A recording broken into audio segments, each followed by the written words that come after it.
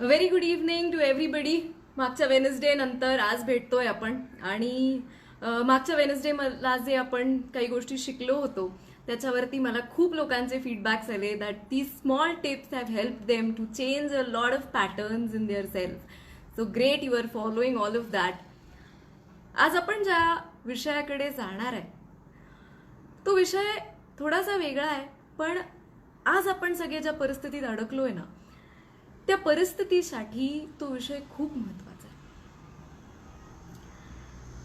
या एवढ्याशा वेळामध्ये कदाचित आपण तो पूर्णपणे एक्सप्लोर नाही करू शकणार, पण जो काही बिट्स अँड पीसेस मध्ये आपल्याला कळेल त्यातल्या काही गोष्टी जर आपण खरंच प्रॅक्टिस करू शकलो ना तर you will encounter a very different perspective of your on life. You will feel so free and so liberated. आपण सगळेजण या करोनामध्ये अडकलोय, या लॉकडाऊनमध्ये अडकलोय आणि ही परिस्थिती संपायचं नावच घेत नाहीये कुठल्याही लेवलवरती. त्यात आपण सगळेजण घरात अडकलोय आणि आता घरामध्ये अडकल्यानंतर जो एक घरातला सगळा एक फ्रिक्शन आहे. मी जे सध्या कन्सल्टिंग करतेय हे सगळे कन्सल्टिंग एकतर सगळे डिप्रेशनशी संबंधित आहेत किंवा हे सगळे रिलेशनशिप क्रायसिसशी संबंधित आहेत. कारण आपण सगळेजण अशा लोकांबरोबर अडकलोय ज्यांच्याबद्दल आपल्या सिस्टीममध्ये खूप त्रागा आहे, खूप त्रास आहे. We are irritated with them आणि छोट्या छोट्या गोष्टी आपल्या सिस्टीममध्ये खूप इरिटेशन लेवल्स शूट करतात. सो हा जो सगळा लॉकडाऊनचा पिरियड आहे हा नुसता आपल्याला स्ट्रेसफुल करत नाही आहे, हा आपल्याला it's as if living in hell काही लोकांसाठी. तर काही गोष्टी we all want to have a very loving relationship, to have very great support systems in life, पण तसं घडत नाही आणि आपण सगळे या रिलेशनशिप्समध्ये सफर करत असतो लाईफमध्ये. सो आज ह्या पॅटर्न्सवरती आपण काही गोष्टी समजून घेणार आहे आणि नंतर टॅपिंगकडे जाणार आहे. मला एक लक्षात आलंय की खूप जण व्हिडिओ शेअर करत असल्यामुळे ना खूप नवीन लोक व्हिडिओज बघतायत. त्यांना आपण जी थेरपी करतो ह्याचं बेसिक काहीच माहिती नाही आहे. So you can always go to our YouTube channel which is Pradeep Pawar आणि त्या चॅनलवरती आम्ही एक थेरपी शिकवतो ज्याला पॉवर टॅपिंग असं म्हणतात, जी आपण आज प्रॅक्टिकली करून घेणार आहे. कारण हा प्लॅटफॉर्म ती थेरपी शिकवण्याचा नाही, आपण डायरेक्टली सुरू करणार आहे.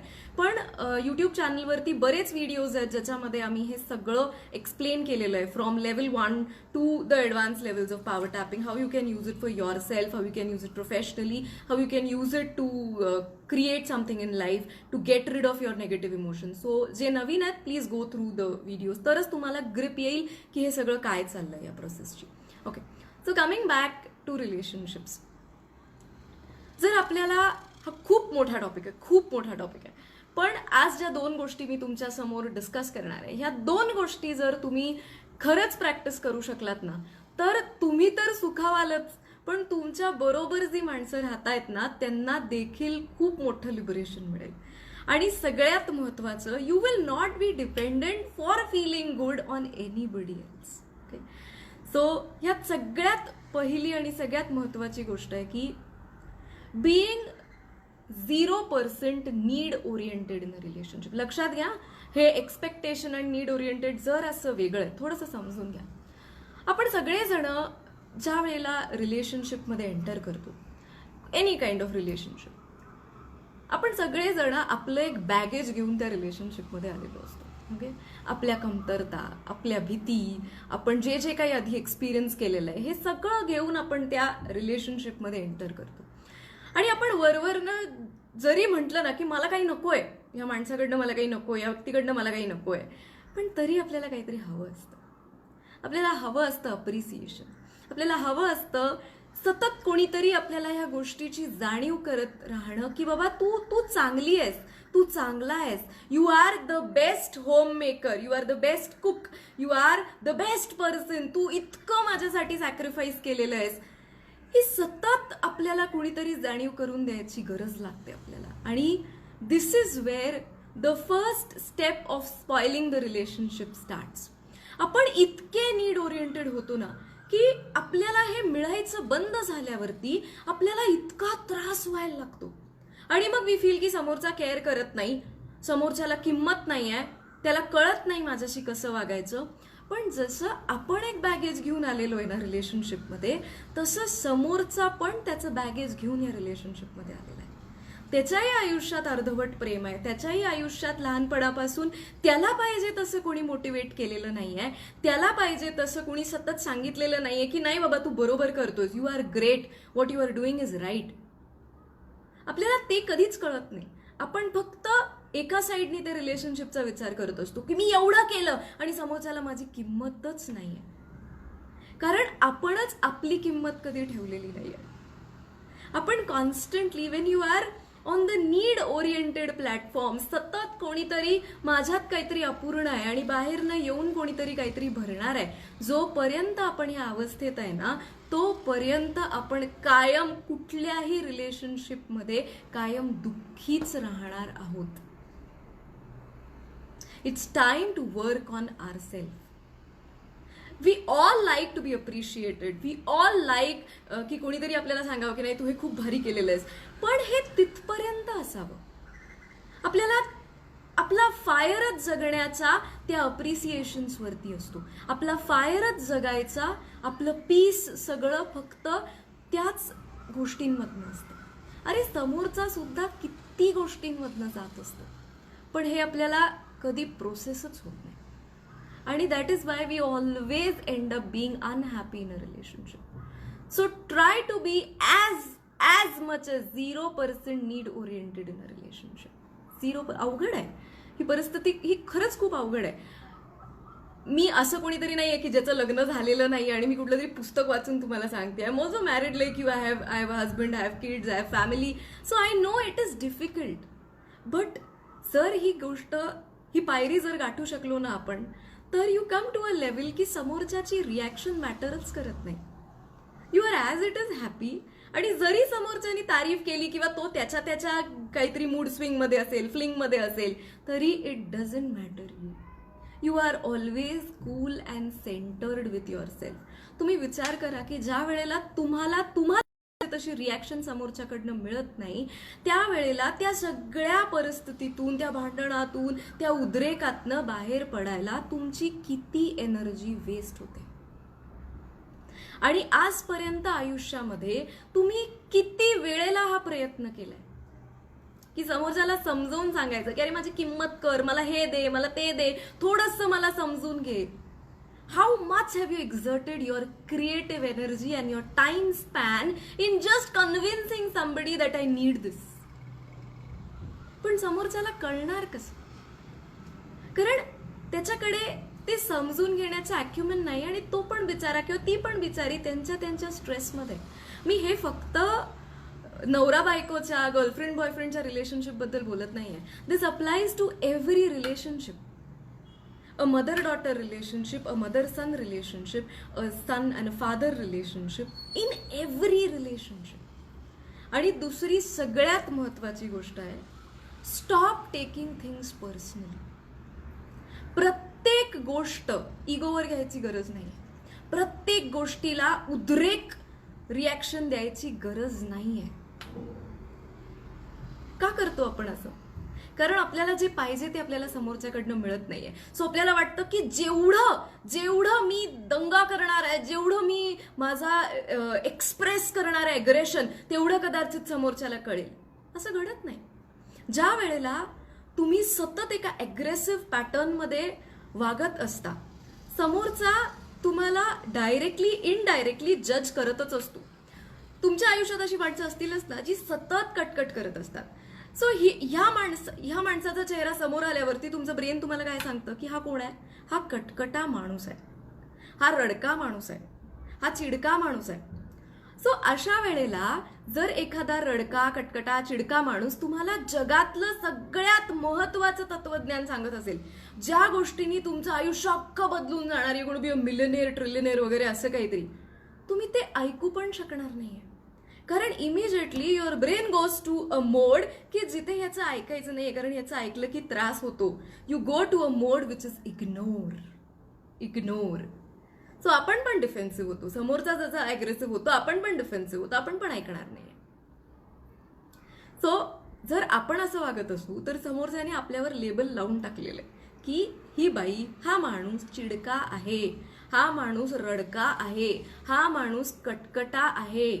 So whenever you try to communicate anything, the person is shut, finished. त्याच्यापर्यंत ते पोचणारच नाहीये. आणि हाच फरक असतो असायचा रादर एक 20 वर्षापूर्वीच्या आई वडिलांची जर आपण एक कल्पना केली तर नॉर्मली आया ह्या नॉर्मली ओरडत असतात. ओके, 20 वर्षापूर्वीचं सांगतेय मी. आत्ताच्या कंडिशनला आई वडील दोघंही इक्वली हेल्पलेस आहेत मुलांच्या समोर. सो आत्ताचं नाही सांगत आहे, पण एक 20 वर्षापूर्वी जर आपले आई बाबा जर आपण कल्पना केले तर आई ही अशी एक आहे की जी सतत कटकट चिडचिड, ती सांगणार मी आज जेवण करणार नाही, मी तुझ्याशी बोलणार नाहीये, मी तुला कुठे नेणार नाही, आणि ती तरीही सगळं करते. ऑन कॉन्ट्ररी बाबा इज नॉर्मली समबडी की जे बाबा फारसा रोज रोज रोज ओरडत नाही. त्याच्यामुळे बाबा जर एकदा जरी ओरडला ना तरी आपल्याला असं वाटायचं की अरे बहुतेक खरंच आपलं काहीतरी चुकलेलं आहे. पण आपण स्वतःला एका अशा कॅटेगरीमध्ये नेऊन ठेवलेलं आहे की समोरच्याला सतत वाटतं की एकतर हा माणूस सतत कटकट, ह्याला कधी कुठल्याही गोष्टीचा आनंद नसतो, ह्याला काय म्हणायचंय याचं त्याला कळत नाही, ह्याला काहीही दिलं तरी याची गरज कधी संपतच नाही. So when you are sitting in that category, तुम्ही कितीही चांगलं समोरच्याला सांगायचा प्रयत्न करा, तुम्ही त्याच्यापर्यंत पोचूच शकणार नाही. And this is the power of silence. छोट्या छोट्या गोष्टी इग्नोर करायला शिका, काही फरक पडत नाही. तुम्ही घरातली एक फार छोटीशी फालतू एग्रीमेंट जिंकून तुम्हाला कुणीही ऑस्कर देणार नाहीये का तुमचं कुठल्याही नोबेल पुरस्कारासाठी नाव जाणार नाहीये. All you are going to do is create more people who will hate you. तुमची आयुष्यात अचीवमेंट एवढीच असणार आहे की तुमच्या आजूबाजूला 4 माणसं आहेत जी तुम्हाला मनापासनं they hate you, and they are just waiting की कधी हा लॉकडाऊन संपतो आणि हा माणूस किंवा ही बाई घरातनं बाहेर जाते किंवा मी घरातनं बाहेर जातो. This is all that your achievement is about. जर if you can cultivate this habit to let go, कदाचित एक माणूस जिंकाल आयुष्यात. हा महत्वाच्या इन्सिडेन्सेसला लेट गो करायचं असं नाही म्हणत आहे मी, पण क्षुल्लक गोष्टी आहेत, हॅबिट्स आहेत. It's okay, just let it go. दरवेळेला इगोवरती घेऊन दरवेळेला रिॲक्ट करण्याची गरज नाहीये.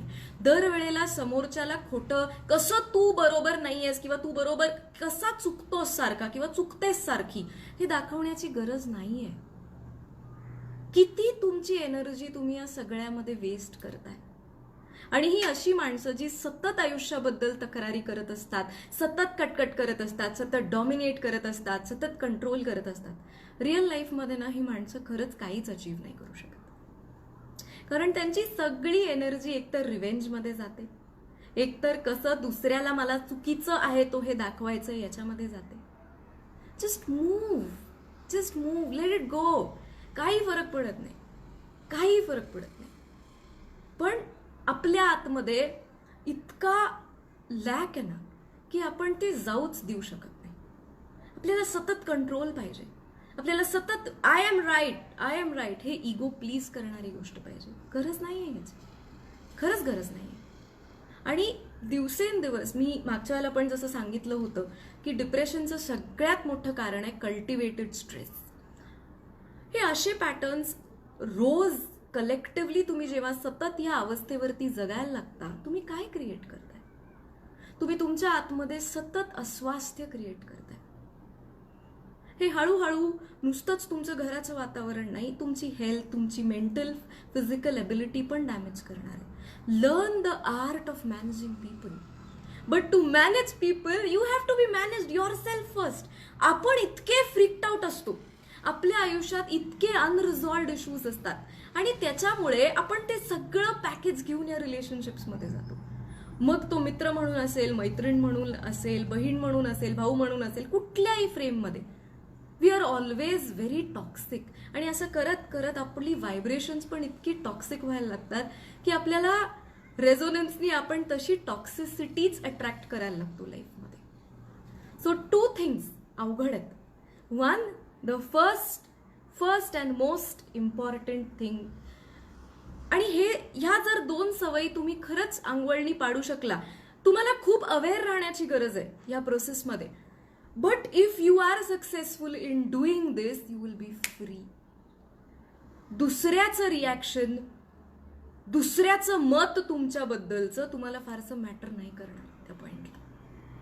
काही जण, मला 100% माहिती आहे की मी हे सेशन घेतल्यानंतर मला खूप मेसेजेस येणार आहेत ज्याच्यामध्ये लोक हे लिहून पाठवणार आहेत की माझा नवरा एक्झॅक्टली असा आहे, माझी बायको एक्झॅक्टली अशी आहे. अरे पण मग तुम्ही कुठे आहे या रिलेशनशिपमध्ये?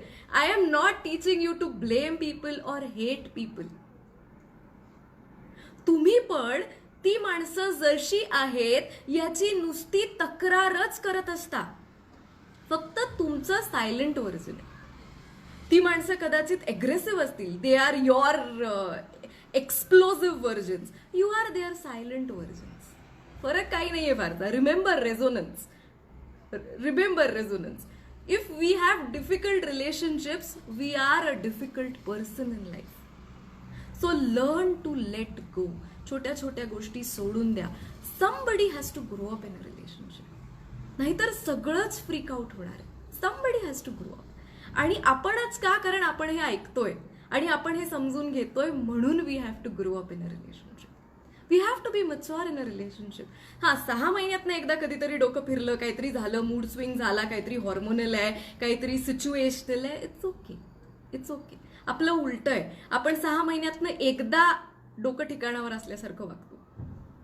बाकीचा टाइम सायलेंट किंवा एग्रेसिव्ह मोडमध्ये आपण असंच करत असतो. एकतर सतत तक्रारी करत असतो, सतत आपलं बॅगेज कोणाच्या तरी डोक्यावरती असतं, सतत एक्सपेक्टेशन्स असतात आणि त्या पूर्ण. आणि हे बाहेरच्या रिलेशनशिप्समध्ये कमी दिसायला मिळतं, कारण बाहेर आपण इतके इमेज कॉन्शियस असतो ना की काय वाटेल समोरच्याला, मला PR बिल्ड करायचं आहे, याचा मला कुठेतरी उपयोग होणार आहे, हा मला कुठेतरी रेकमेंड करणार आहे, इतकं आपण असं पॉलिश इस्त्री केल्यासारखं बाहेर वागत असतो ना, आपलं खरी भूतं सगळी घरच्यांसमोरच निघतात.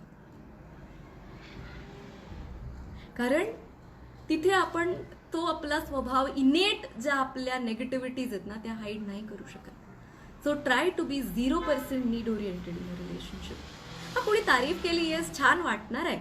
तुम्ही कोणाला तरी विचारलं की आज हे कसं झालंय आणि त्यांनी सांगितलं खूप छान झालंय, ठीक आहे, इथपर्यंत ठीक आहे. पण त्याला काही वाटलंच नाही, त्यांनी सांगितलंच नाही, मी एवढी कष्ट करते दिवसभर, हे इथेच थांबत नाही. हे आपलं सततचं रडगाणं असतं, सततचं. Your every cell in your body is receptive to what you are saying. तुम्ही सतत या पिटीफुल कंडिशन मध्ये राहता. Your vibrations are of pity. Do you want that? सतत एक वीक क्रिपल्ड लाईफ की कशी मी बिचारी आणि कसं मला कोणीच प्रेम करत नाही आणि मला कोणीच लक्ष देत नाही. Do we want this? We don't want it. पण मग आपण त्या स्टेजवरती का जगतो? Because we are programmed. तो तसा समोरचा पण प्रोग्रॅम्ड आहे. सो जसं टॅपिंग आपल्याला मदत करतं या सगळ्यातनं बाहेर पडायला, तसं सगळ्यात महत्वाचं आहे awareness. So first and foremost, जिथे जिथे you are need oriented, stop being need oriented. दुसरी गोष्ट, 100% सोडून द्यायला शिका. छोट्या छोट्या गोष्टी, प्रत्येक गोष्ट इगोवर घेऊन स्वतःला प्रूव्ह करायचा प्रयत्न करू. ठीक आहे, चलता है, बहुत कोई फरक नाही पडता है लाईफ में. ॲटलिस्ट माणसं आहेत आजूबाजूला. तुम्हाला माहिती आहे 75% डिवोर्स केसेस या अशा क्षुल्लक कारणांमुळेच होतात. सो ज्यांच्या आयुष्यामध्ये अशी डिफिकल्ट माणसं आहेत, जी कंट्रोल फ्रीक्स आहेत, ज्यांचा इगो इश्यू आहे, त्यांच्याबद्दल सतत तक्रारी करणं बंद करा. Tap it out. If you are very irritated with these people, release that. आपण जगतोय त्यांच्याबरोबर रोज with a subtle hatred in your system. Hatred is going to activate hatred. आता बघा, तुम्ही लोकांना सांगता की हा माणूस वेड आहे, हा सेन्सलेस आहे, आणि मग तो जेव्हा सेन्सलेस सारखा वागतो तेव्हा आपण डिसअपॉइंट होतो की यार हा कसं असं वेड्यासारखं वागू शकतो. तुम्हाला माहिती आहे की हा सेन्सलेस माणूस आहे. How can you expect him to behave sensefully? Now who is mad in the whole situation? So accept people the way they are. ठीक आहे, चलो ये इसका शॉर्टफॉल आहे. मी एक्स्ट्रीम केसेस बद्दल बोलत नाहीये, जिथे ऍक्च्युली अब्यूज आहे, जिकडे एक्सप्लॉयटेशन आहे, जिथे व्हायलन्स आहे, अशा केसेस बद्दल मी बोलत नाहीये. मी एक रेग्युलर सेटअप बद्दल बोलते, एक रेग्युलर नॉर्मल खिटपिटवाल्या सेटअप बद्दल बोलते. Okay, those cases are different, they need to be handled individually, त्यांची स्टोरीच वेगळी आहे.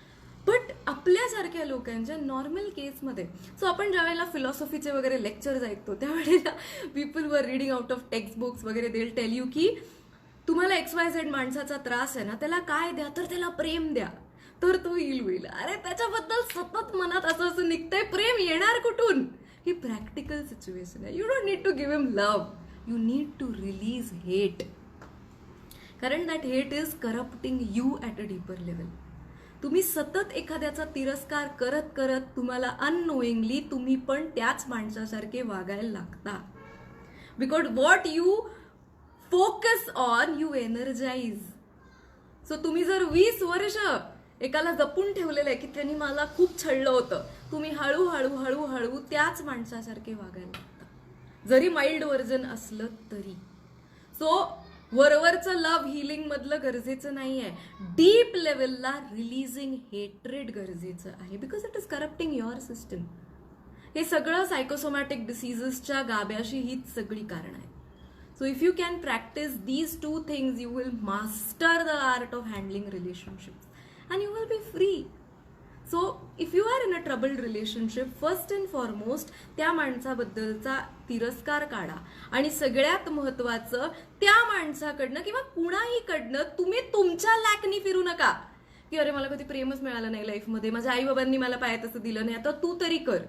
तुमच्या आयुष्यात पास्टमध्ये जे झालंय ना, त्याची उणीव भरून काढण्याची जबाबदारी आत्ताच्या माणसांवर नाही आहे. आणि लॅक मधली माणसं कायम लॅक मधले राहण्यासारखीच सिच्युएशन अट्रॅक्ट करतात. आणि people who are messed up emotionally, they are messed up professionally also. हे सगळं तुमच्या वर्कवरती मॅटर करतं ना, कारण तुमचा क्रिएटिव्ह स्पेसच सगळा consumed because of this toxicity. किती वेळ जातो मला सांगा, एक फालतू भांडण निस्तरायला किती वेळ जातो. त्यात काय काय घडलं असतं, चलो काही घडलं नसतं, आपण रिलॅक्स केलं असतं ना. एक शेवटी सॉरी आपल्यालाच म्हणावं लागतं ऍट द एंड. मग why not let go small stupid things. कारण इतकं बॅगेज आहे जे आपण कधी रिलीज नाही केलेलं सिस्टममधून. आणि ही वेळ नाही आहे आता. आता सगळे स्ट्रेस्ड आहेत, सगळेच स्ट्रेस्ड आहेत. ज्या हाऊसवाईफ्स आहेत, ही नीड काढून टाका तुमच्या सिस्टीम मधनं की सतत नवऱ्यानी किंवा बाजूच्यांनी तुम्हाला तुमची व्हॅल्यू दाखवून दिली पाहिजे. का तुम्हाला माहित नाही तुमची value? You don't need others to tell you की you are very valuable to us. त्यांना हे कळेपर्यंतच इतका उशीर होणार आहे ना. आणि आपण हे सतत व्हॅलिडेशन का सीक करतो? आपण सगळ्यात महत्वाचं, आपण सतत लोकांना आपले ट्रॅजिक स्टोरीज का सांगत असतो की मला आज नवऱ्याने असं केलं, सासू असंच करते, एक माणूस सपोर्ट करणारा नाही आयुष्यात. कारण आपल्याला सतत दुसऱ्याकडनं हे व्हॅलिडेशन पाहिजे की बाई तू बरोबरच ग सगळ्यांच्यात, किंवा बाबा तूच बरोबरच सगळ्यांच्यात, बाकी सगळे त्रास देण्यासाठीच जन्माला आलेले, तू एकटा किंवा तू एकटीच सरळ मार्गी आहेस. हे सतत आपल्याला बाहेरच्याकडनं ऑथरायझेशन पाहिजे की नाही तू चांगला माणूस आहेस. आणि ह्याची सुरुवात कुठे माहितीये? ह्याची सुरुवात आपल्या लहानपणात आहे, की जिथे सगळ्यांना आपल्याला सांगितलं गेलंय की लोकांनी नावं नाही ठेवली पाहिजे. आपलं कॅरेक्टर सर्टिफिकेट कधी ठरणार आहे? जर आजूबाजूचे लोक आपल्याबद्दल चांगलं बोलत राहिले तर आपलं कॅरेक्टर सर्टिफिकेट ठरणार आहे. ही सुरुवात तिथं आहे. To seek constant appreciation from people.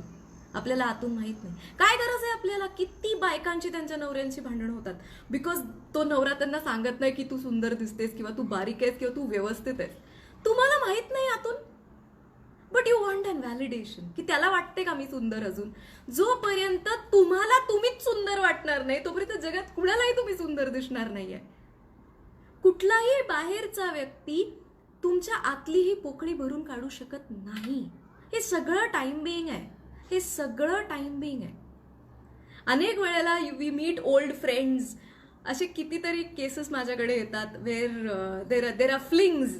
Flings म्हणजे एक असंच पासिंग बाय रिलेशनशिप असतं. आणि ते बाई मला सांगत असते की हा जो XYZ माणूस आहे ना, हा मला समजून घेतो आणि माझा नवरा मला समजूनच घेत नाही. अरे तो जोपर्यंत मित्र आहे ना तोपर्यंत समजून घेणार आहे. तो ज्या दिवशी नवरा होणार आहे ना तो तसाच वागणार आहे. तो त्याच्या बायकोशी कसं वागतो हा प्रश्न महत्वाचा आहे. So anybody who is outside you will behave with you. कारण इमेज ॲट स्टेक आहे, इम्प्रेशन आहे.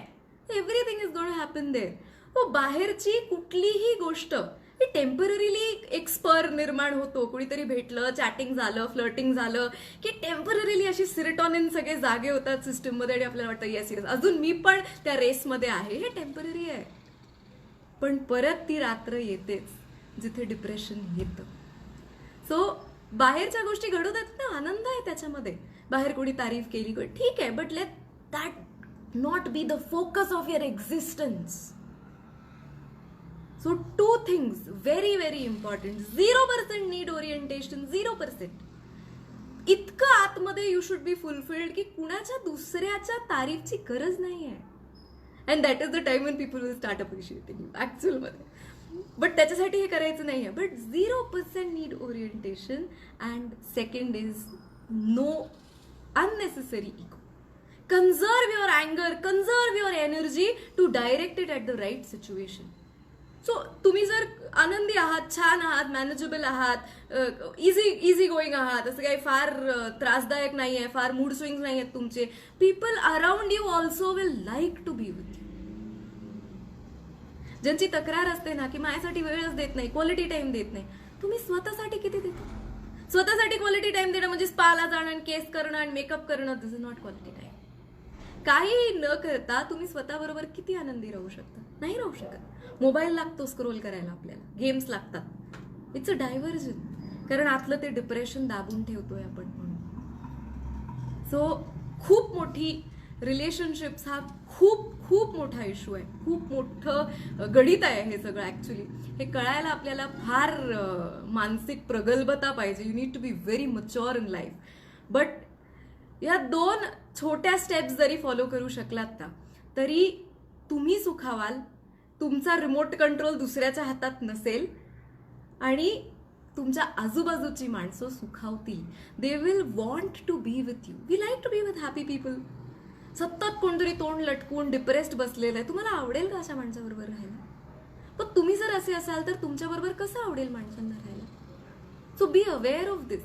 आणि सगळ्यात महत्वाचं, सुरुवातीला सटकेल कधी कधी, बिकॉज सवय आहे आपल्याला, ती ट्रेनिंग नाहीये माइंडला. सो सुरुवातीला जर असं सटकलं तरी इमिजिएट सॉरी म्हणा, विषय क्लिअर करा तिथल्या तिथे. समोरच्याला सांगा की मी या माझ्या अँगर पॅटर्न्स वरती काम करते, मला थोडा वेळ लागेल. People will support you. तुम्ही जोपर्यंत ऍक्सेप्ट करत नाही ना की माझ्यात हा प्रॉब्लेम आहे, तोपर्यंत समोरचा पण त्याला डिफेंडिंगला मजा येते. नाही तू अशी तू अशी, तू ऍक्सेप्ट इट की ठीक आहे, चलो आय हॅव एन अँगर issue, I have mood swings, I am working on them, I am working. खूप इझी होईल. लोक सपोर्ट करतील तुम्हाला आजूबाजूची. सो जर असं तुम्हाला वाटलं की नाही मी असं काहीतरी रिॲक्ट केलंय जे मी करायला नाही पाहिजे, just take a time out. एका कोपऱ्यामध्ये जाऊन just stay in isolation for 5 minutes. Bathroom मध्ये जा, just stay in isolation for 5 minutes. Gather your self back, come out, apologise, say की सॉरी जरा आय डोंट नो काय झालं, पण चुकलं, इथे चुकलं. अँड मला माहिती आहे की I have this issue and I am working on it.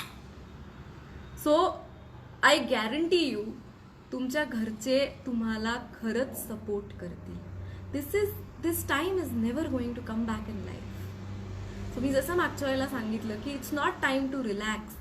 आपण ज्या वेळेला बाहेर पडणार आहे ना, the economy is going to be so challenging की ओनली द एक्सक्लुझिव्ह वन्स आणि असे सर्व्हिसेस, अशी माणसं ज्यांच्याशिवाय चालू शकत नाही ना, अशी स्किल सेट सर्वाइव्ह होणार आहेत. This is your time to build that skill set. This is your time to work on your self and not indulge in these stupid issues. Get over them, walk them, काही फरक पडत नाही. So सतत लॅक घेऊन सगळीकडे फिरू नका. कुठली बाहेरची गोष्ट तुम्हाला भरू शकत नाही. तुम्ही जर आपली अवस्था त्या रिकाम्या बॅरल सारखी आहे, त्या रिकाम्या बॅरलला तुम्ही कितीही भरायचा प्रयत्न करा, ते भरलंच जाणार नाहीये. The problem is not with the water supply, भरपूर आहे, पण त्या कंटेनरला होल्ड करायची कपॅसिटीच नाही आहे. आता भरलं की असं रिकामं होतं ते. सो आपल्या आतली ती प्रेमाची कमतरता दुसरं कुणीच भरू शकत नाहीये. It's your maturity that is going to change the whole game. So gather your self and don't suffer like this. You don't deserve. आणि ॲटलिस्ट आपण ज्या वेळेला एवढं सगळं ऐकतो, यू डोंट डिझर्व. मला माहिती आहे हे खूप इंटेन्स विषय आहे. या विषयावरती we are trying to make more material available, so book फॉर्मॅटमध्ये, व्हिडिओ सीडीज फॉर्मॅटमध्ये, कारण हे खूप महत्त्वाचा विषय आहे. कितीतरी लोक डिप्रेशन्समध्ये आहेत because of spoiled relationships, because of breakups, because of being cheated, because of infidelity issues, जे काय. We are trying to get all these things out in material in a book format और in video series format, so that it will stay with you for ever. We are trying to build a lot of material on corporate excellence as well, की ज्याची आज खरंच मार्केटमध्ये सगळ्यात जास्त गरज आहे. But will take some time, पण येईल ते सगळं बाहेर, because we all need this together. Okay, so सटकू देऊ नका तुमची, आणि सटकली तरी गेट बॅक. इट्स ओके, आपलीच माणसं आहेत, इट्स ओके. सो आज आपण ज्या विषयावरती टॅपिंग करणार आहे, जे नवीन आहेत, power tapping is a therapy that we use to release all these internal psychological energetic blockages. ह्याचे डिटेल्डमध्ये व्हिडिओज आमच्या चॅनलवरती आहेत. यूट्यूबवरती प्रदीप पवार म्हणून जो आमचा चॅनल आहे, त्या चॅनलवरती हे व्हिडिओज आहेत.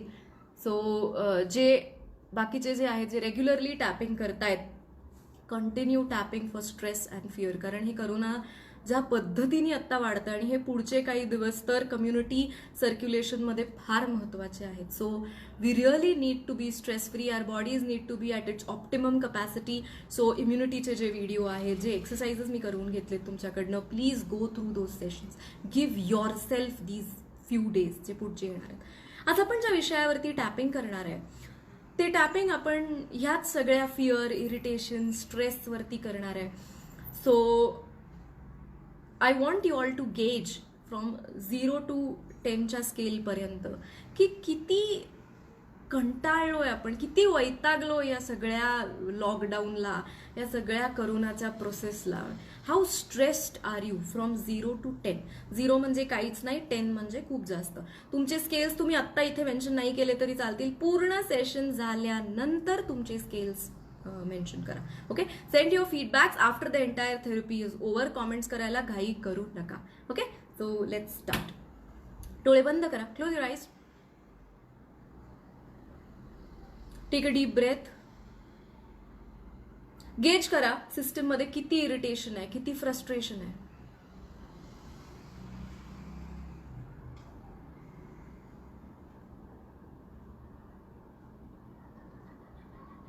झिरो टू 10च्या स्केलवर बघा काय काय कारणांनी हे इरिटेशन आणि फ्रस्ट्रेशन क्रिएट होतं. बघा, फ्युचरच्या इन्सिक्युरिटीमुळे असेल, बोर्डम असेल, घरातलं वातावरण असेल, सतत कामं जी करायला लागतात त्याच्यामुळे ड्रेन्ड वाटत असेल, जॉबची, फ्युचरची इन्सिक्युरिटी असेल. What is it that makes you very very stressful. भीती असेल, कारण आता ज्या गतीने स्प्रेड व्हायला लागलाय, स्पेशली पुण्यामध्ये, मुंबईमध्ये. सो आपल्याला होईल काय, घरातल्या कोणाला होईल काय. हाताच्या पॉइंटवर टॅपिंग स्टार्ट करा. Tap with me. आणि ही सगळी कारणं, ज्या ज्या कारणांमुळे तुमच्या सिस्टममध्ये प्रचंड स्ट्रेस आणि इरिटेशन क्रिएट होतं, ती एका पाठोपाठ एक मेन्शन करा. थोडंसं पुटपुटा, so that your brain will be focused on what you are saying आणि डायव्हर्ट होणार नाही.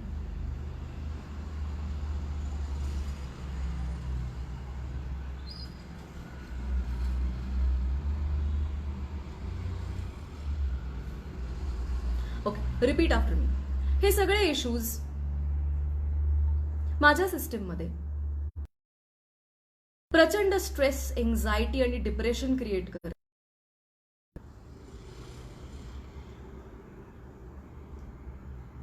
हा लॉकडाऊन आणि ही करोनाचा सगळा प्रादुर्भाव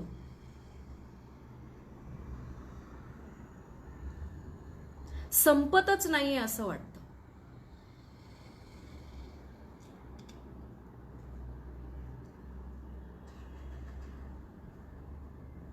हे सगळं सहन करायचं, माझे पेशन्स संपत चाललेत.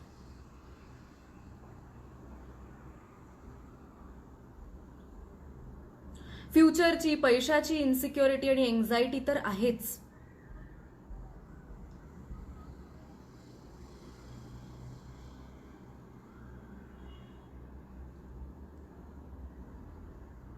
आपण या सगळ्यातनं कधी आणि कसं सर्व्हाइव्ह करणार?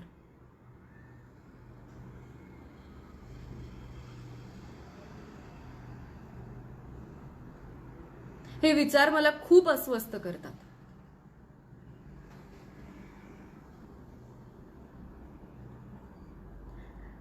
काही वेळेला घरातलं वातावरण पण मला खूप इरिटेट करतं.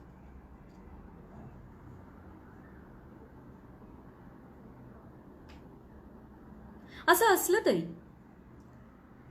मी स्वतःला अंतःकरणापासून स्वीकारते,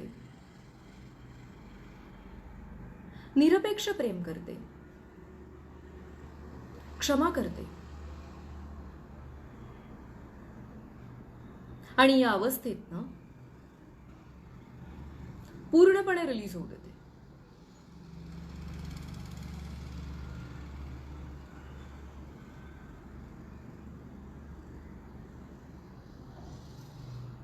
माझ्या सिस्टममध्ये खूप स्ट्रेस, एन्झायटी, इम्पेशन्स आणि इरिटेशन मला फील होतं.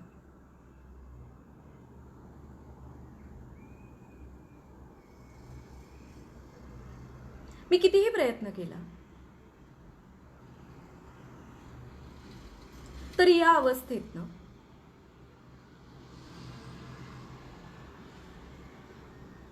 मला पूर्णपणे बाहेर पडताच येत नाहीये.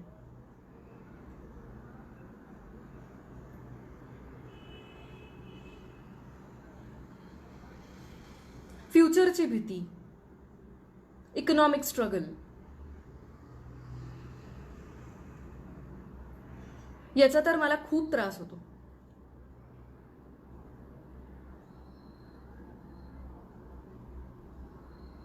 असं असलं तरी मी स्वतःला स्वीकारते.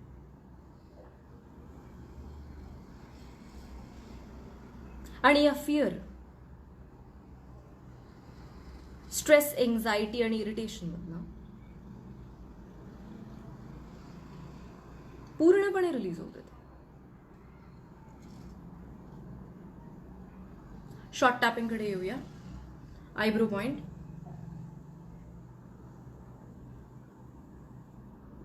ही प्रचंड भीती आणि इन्सिक्युरिटी हा आजार ज्या गतीने वाढतोय मला खूप भीती वाटते.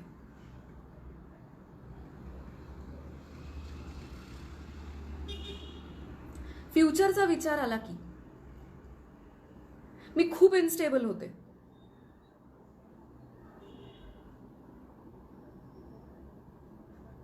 पैशाच्या स्तरावर सगळं कसं होणार आहे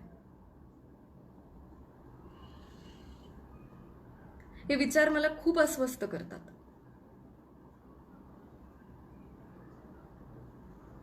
त्यात घरातलं वातावरण मला खूप इरिटेट करतं.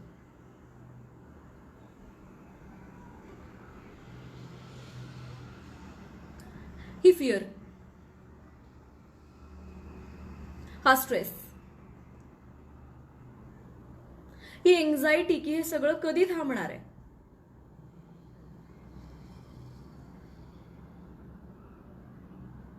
दिवसेंदिवस हे वाढतच चाललंय आणि त्यामुळे मला खूप इरिटेट होतं.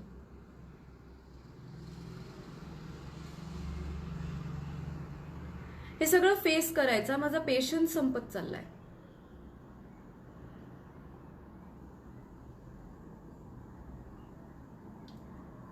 असं असलं तरी मी स्वतःला स्वीकारते.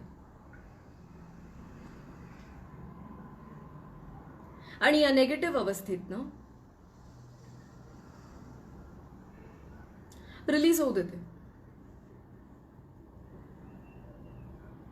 रिलीज. थोडं fast, we will go slightly fast pace tapping. Release, release, release, release, release, release. I wish की युनिव्हर्स मधले सगळे पॉझिटिव्ह फोर्सेस एकत्र यावेत आणि ही सगळी परिस्थिती हार्मोनियसली हील व्हावी.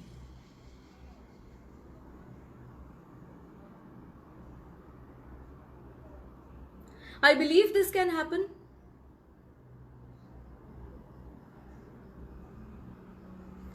I believe this miraculous healing can happen.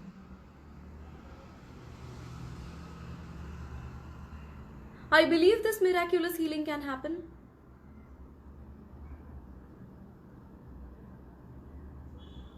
I believe this miraculous healing can happen. I believe this miraculous healing can happen. I believe this miraculous healing can happen. I choose to feel safe and secured. I choose to feel safe and secured. I choose to feel safe and secured.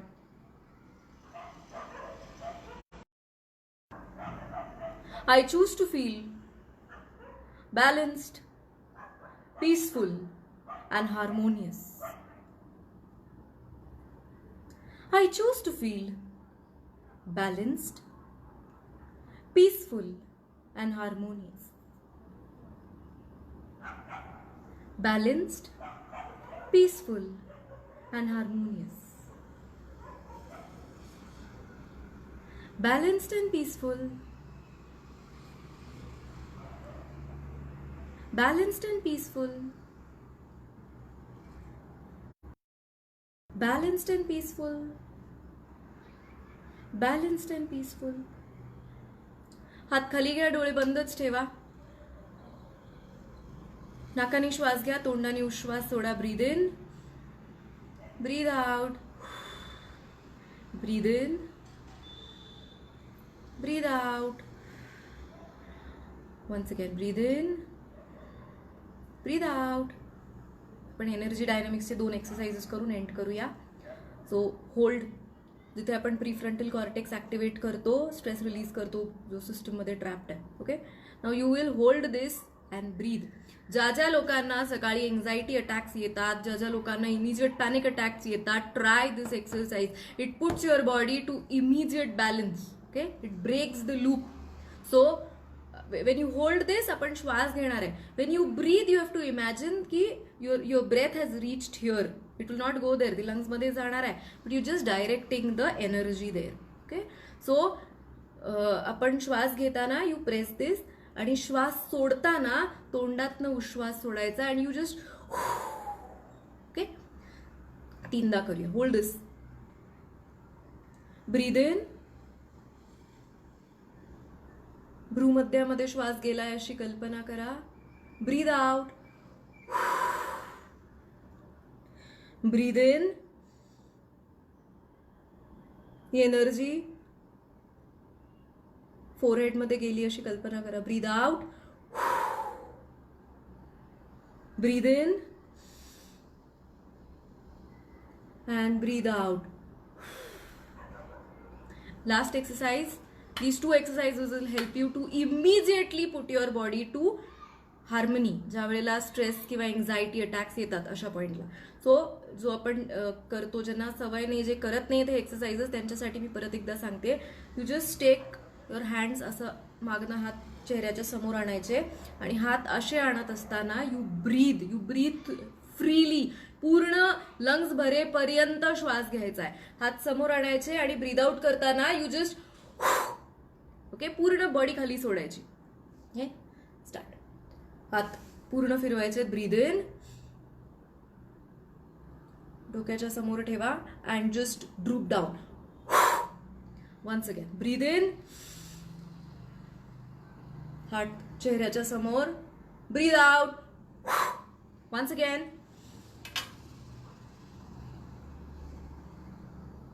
and breathe out. डोळे बंद करा. Close your eyes. Scale check करा. जेव्हा सुरू केलं आपण tapping त्यावेळेला जे इश्यूज होते, त्याची जी स्केल होती तुमच्या सिस्टीममध्ये, हे सगळं झाल्यानंतर to what degree has it dropped. Check your scales. Okay, slowly open your eyes. Okay, so रोज करा. Don't allow your body to seep into negativity. हे सगळं माहिती असताना, हे सगळं एनर्जी डायनॅमिक्स माहिती असताना, आपल्याकडनं कोणीतरी हे करवून घेत असताना, don't behave like an ordinary person. And please be very very simple and nice with people. People are not bad. Okay, फक्त आपला इगो, आपलं बॅगेज आपल्याला बाजूला ठेवता आलं पाहिजे. You will surely master the art of relationships. So thank you, and I will see you next Wednesday. Till then, I hope you will create a lot of peace inside you and outside you. Thank you. Sunday ला आपण भेटणार आहे सरांच्या session मध्ये. So मी तुम्हाला परत भेटणार आहे next Wednesday. Till then, thank you very much. Do comment about your feedbacks. So bye bye and good night.